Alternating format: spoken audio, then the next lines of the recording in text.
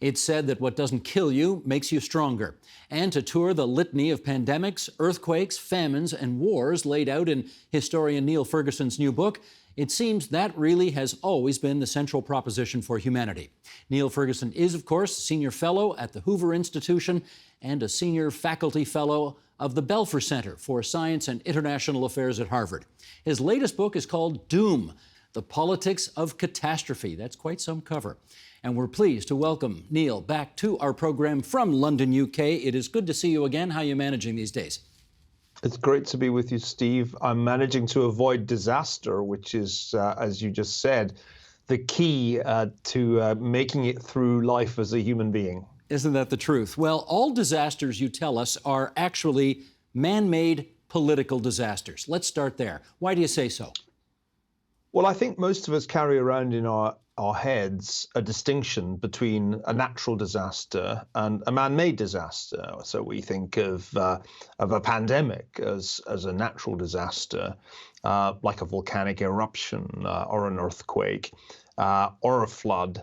And we think of a war or a revolution or a financial crisis as a man-made disaster. And one of the points I try to make in Doom is that that's a false dichotomy.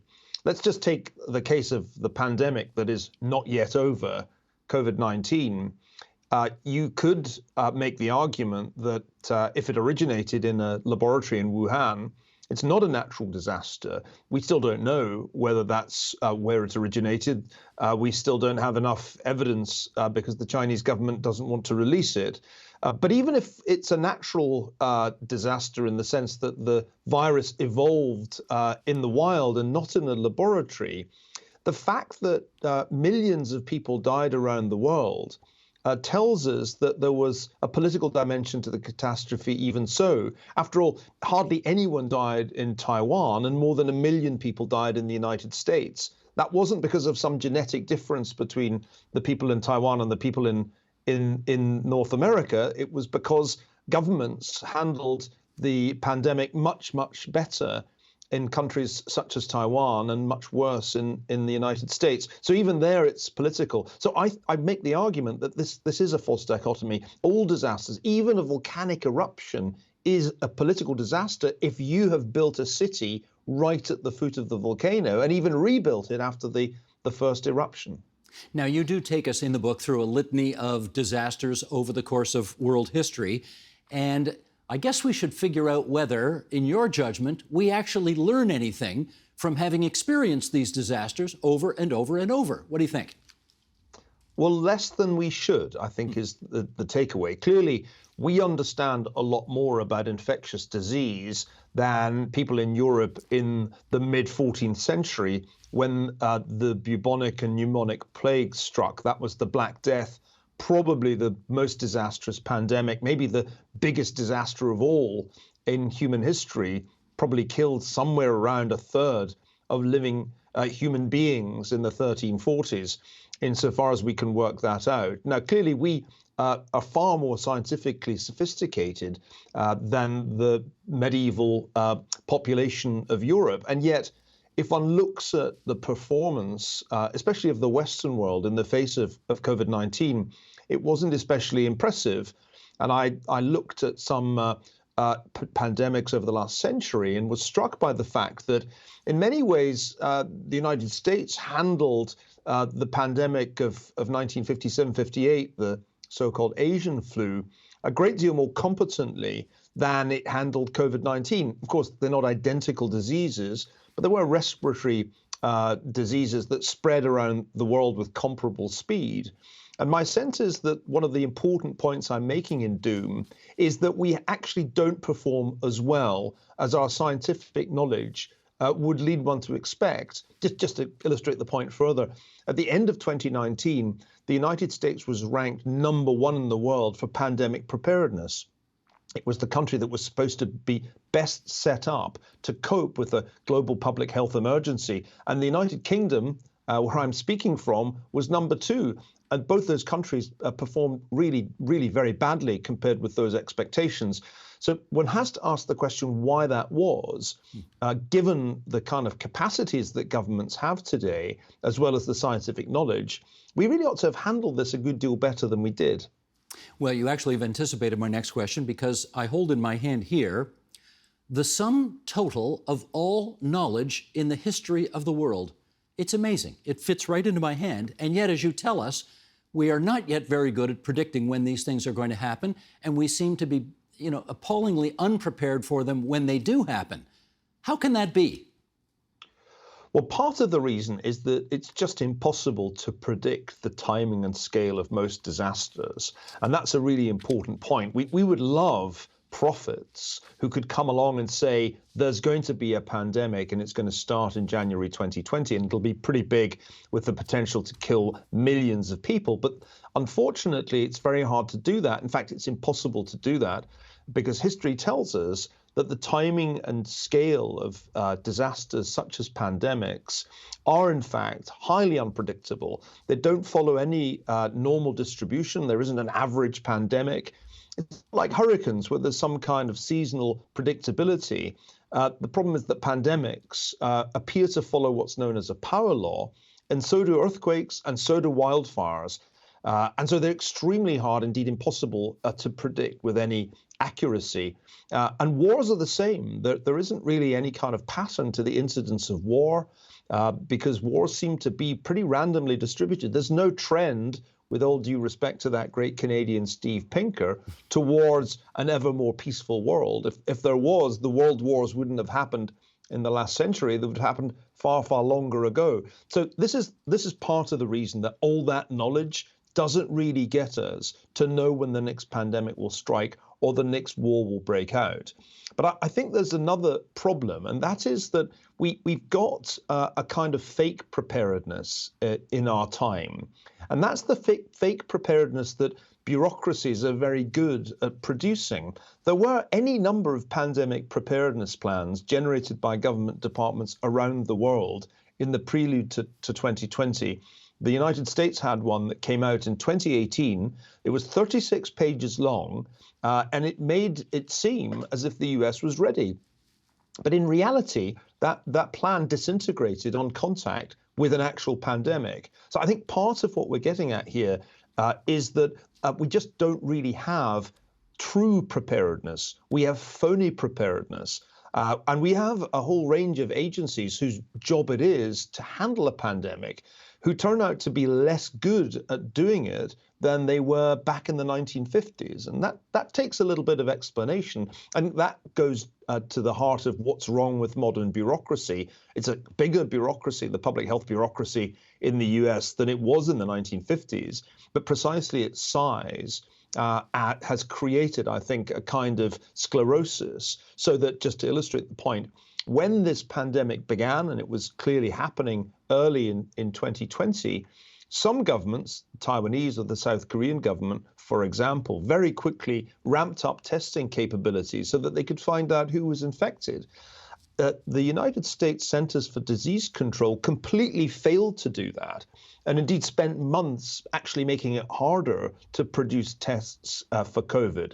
And I think that illustrates a very important point, which is that in the face of a disaster, it's often that kind of mid-level bureaucratic failure that is the real problem. Well, let's probe that a little deeper, because one could argue that these agencies are tasked to handle these responsibilities, but if they're inappropriately funded by the political decision makers, or if they offer advice to politicians and that advice is not taken, is it a little tough to blame them? There certainly has been a tendency, it seems to me, over the last few years to put the blame at the doorstep of the prime minister or the president or the governor or the premier of whatever province. Who deservedly should get the blame? Well, Harry Truman famously said the buck stops here. If you're the president of the United States or the prime minister of Canada or Great Britain, you have ultimate responsibility. But I don't think we should infer from that that decisions about how to deal with a public health emergency should be taken by the president or the prime minister. In reality, it's the public health bureaucracy that has to determine if there is a significant risk of a pandemic, and then to make recommendations. That prime ministers and presidents aren't emperors making all the decisions. By and large, if one actually looks at the decision-making processes in early 2020, the people who were nominally running governments were being buffeted by expert advice, which was sometimes conflicting.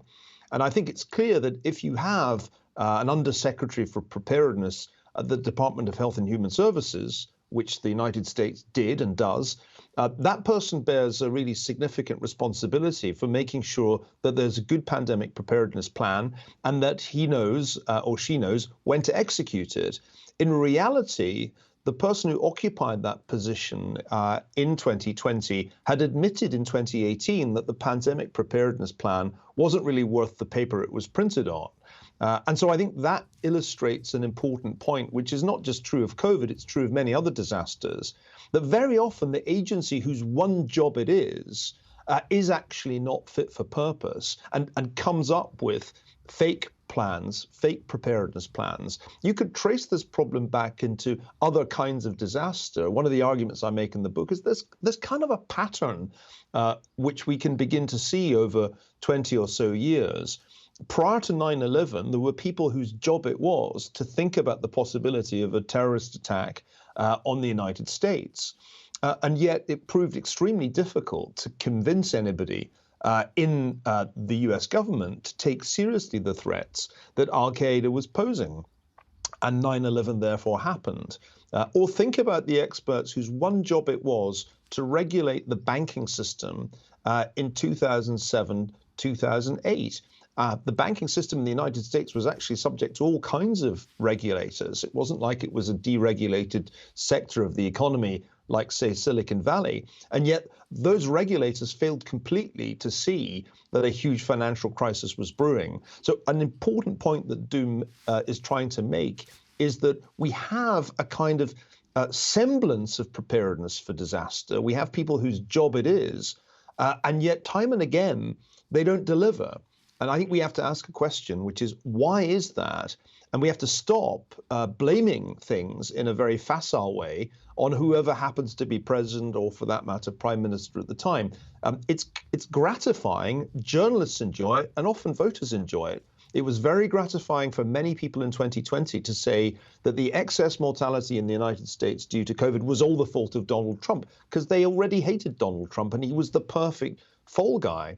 And yet, when we look at what happened in 2021 after he'd gone, there were even more deaths from COVID. And that was at a time when vaccines were available. So I think it's clear that, as I argued in the book, it was an extraordinary oversimplification to lay all the blame for COVID and Trump. He made many mistakes, but I don't think it's right to say that the excess mortality was primarily due to those mistakes.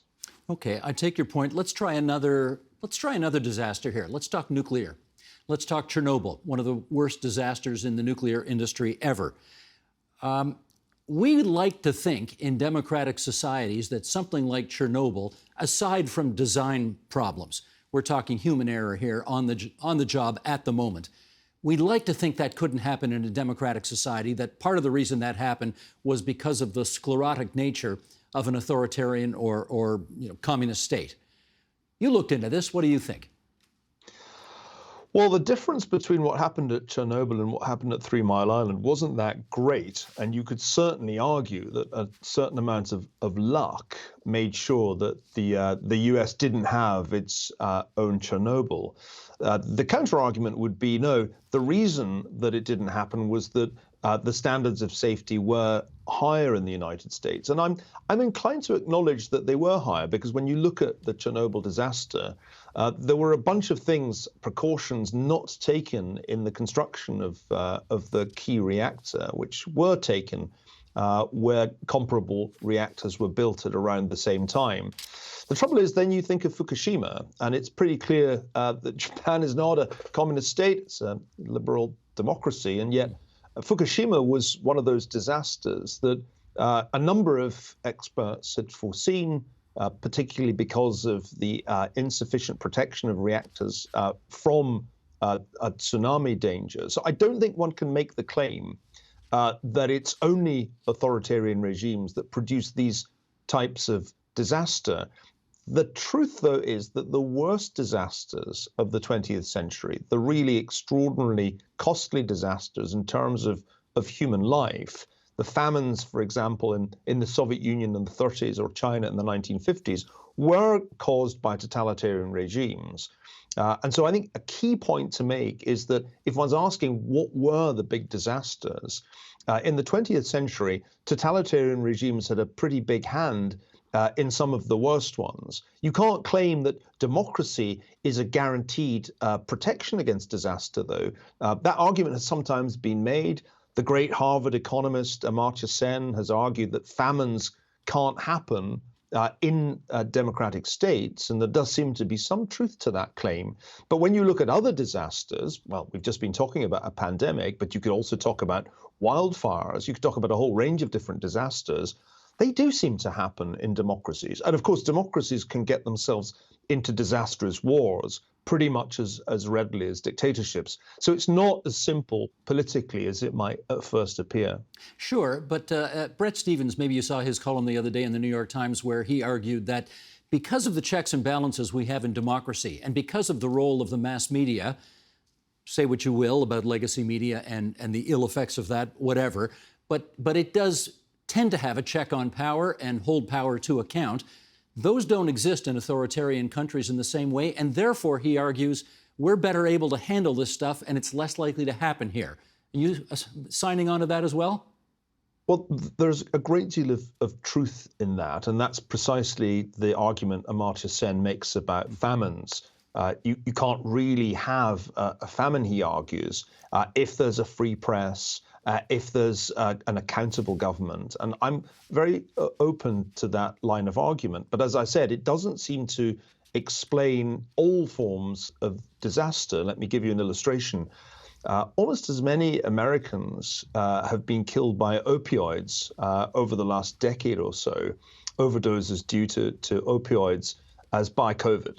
And in fact, the age profile of the victims of the opioid epidemic is a good deal younger. So more years of life have probably been lost from this particular epidemic. And that's happened in a democracy with a free press. It's happened through a succession of administrations, Democratic and Republican. It really began during the presidency of Barack Obama. And there's no really obvious explanation to me for why each year more and more people die of fentanyl and other forms of drug overdose, and we don't do anything about it, or at least nothing effective. And let's remember, this isn't a global pandemic. This is an epidemic that is peculiar to the United States and really doesn't have counterparts in other countries. So I'm not as optimistic as Bret Stephens about the power of our institutions always to protect us from disaster, because I actually think that our institutions have deteriorated in a variety of different and important ways, so that they appear to protect the public, but don't in reality, whether it's from terrorism, financial crisis, or most recently from a pandemic. And I think the opioid epidemic is a really good illustration of the point that our democratic system, with all of its strengths, a free press, the rule of law, representative government, has been unable to protect us from this particular and very peculiar form of disaster.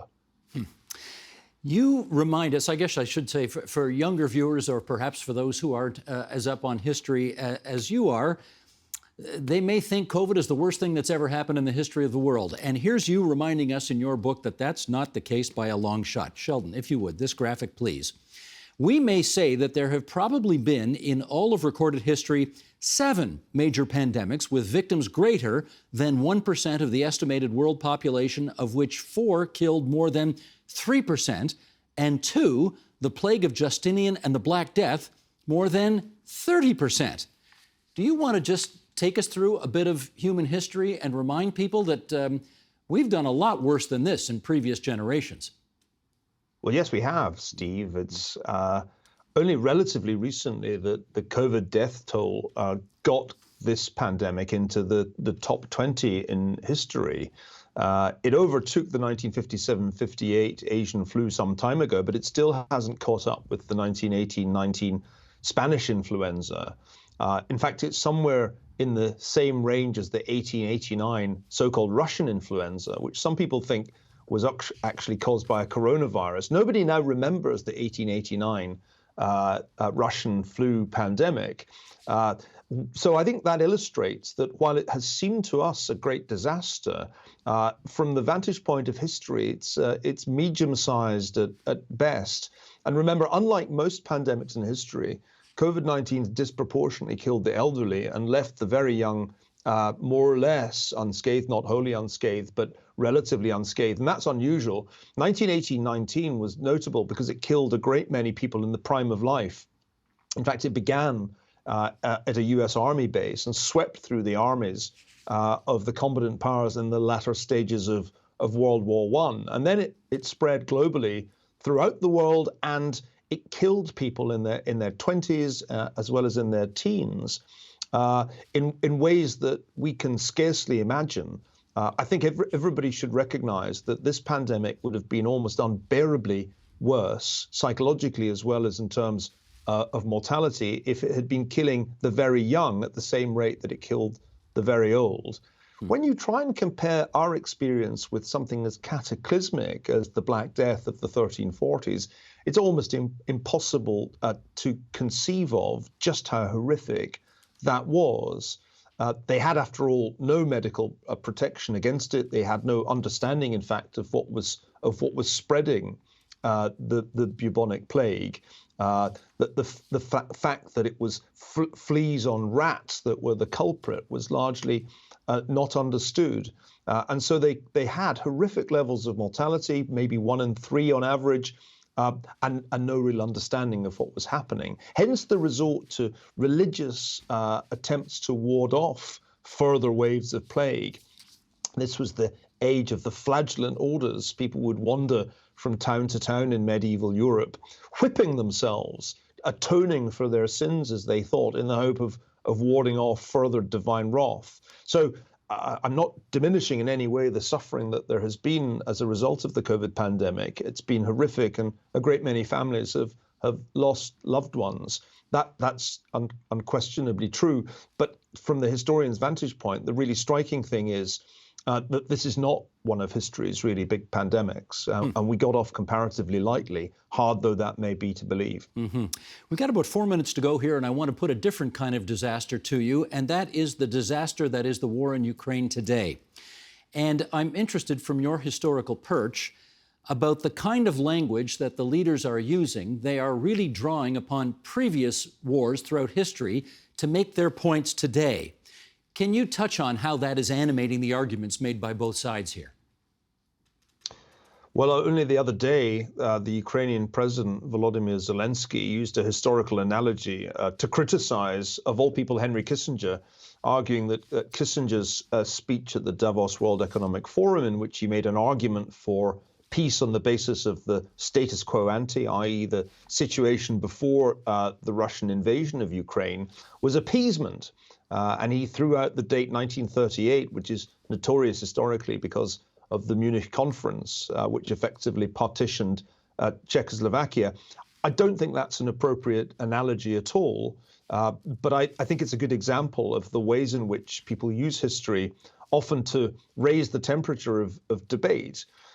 Clearly, Russia's aggression is part of a grand design by Vladimir Putin, the Russian president, to rebuild the Russian Empire. It's been long in the making. This is not his first invasion of Ukraine. It's not his first invasion. He invaded Ukraine first in 2014. The question is, what is the end game? That was the question that I think Kissinger rightly asked at Davos. The United States and its allies and NATO have supplied the Ukrainians with the weaponry not to lose the war, but it's not clear that they can supply them with enough weaponry to win the war.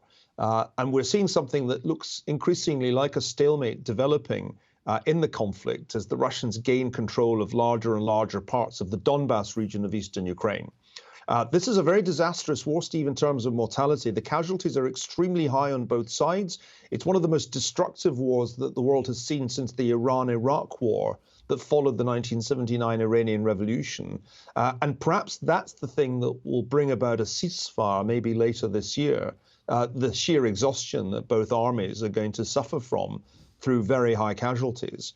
But it is a disaster not only in human terms, but in economic terms that will reverberate around the world because of the importance of Russia and Ukraine for global wheat exports. And I'm afraid to say that fresh disasters are almost certainly approaching in the form of famine in those parts of Africa that cannot get sufficient food as a result of the conflict in Ukraine. In that sense, unfortunately, one disaster often leads to another in a kind of cascade or avalanche. And that is why I wrote the book, even though, as people said, the pandemic's not over, you should wait. My attitude is we can't wait to understand the nature of disaster because history is, to a very large extent, one disaster after another, and you don't know what the next one's likely to be. Well, do you think it's an appropriate or inappropriate look back at history when we read headlines in newspapers that say, is Putin the new Hitler? Or are we on the verge of a new American Civil War? That kind of thing. Well, my sense is that historical analogies are actually essential for our understanding of the contemporary world, but we've got to be not so slapdash about those analogies. I don't think, for example, that what Putin is doing resembles what Hitler did, because Hitler conquered the whole European continent before he was finally and with great difficulty defeated. Putin has struggled to take control of even part of Ukraine, and he certainly couldn't fight a war, a conventional war, with the whole of NATO. So I don't think that's a helpful analogy. I think it's clear from Putin's own statements that his fantasy is not to be Hitler or, for that matter, Stalin, but to be Peter the Great. As for the American Civil War, people forget when they talk in these terms, having spent too long on Twitter, that for a civil war to happen, the armed forces of a country have to divide. There has to be trained military on both sides, as there was, of course, in the American Civil War. And I don't think there's the remotest chance of that happening in the United States today. So that analogy seems to me to be overdone and to exaggerate the extent of the polarization of American society.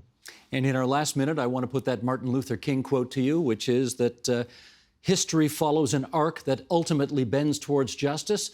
You have really cataloged a great deal of misery in the last couple of thousand years of our planet here. Do you think Martin Luther King was right? Never disagree with Martin Luther King as a good rule, but I'm skeptical about the idea of an arc of history, because that's not how history looks to me. History looks like a much bumpier ride.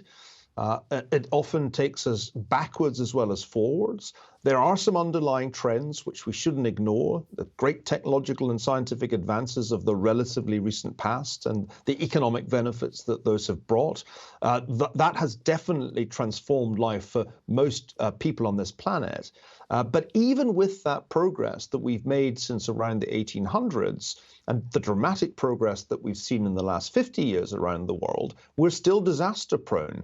And actually, the more globalized we've become as a species, the more integrated we've become economically, the more vulnerable we've become to disaster. So the arc of history may well exist, but it's broken and jagged and a pretty bumpy ride, as most of us have been learning with considerable discomfort over the last 2.5 years. We always like it when Niall Ferguson takes our calls because his books are always so thought-provoking. His latest is called Doom, The Politics of Catastrophe, and we're delighted that it's allowed you to join us from London, UK on TVO Tonight. Niall, be well, and thanks again. Thanks so much, Steve. The Agenda with Steve Paikin is made possible through generous philanthropic contributions from viewers like you. Thank you for supporting TVO's journalism.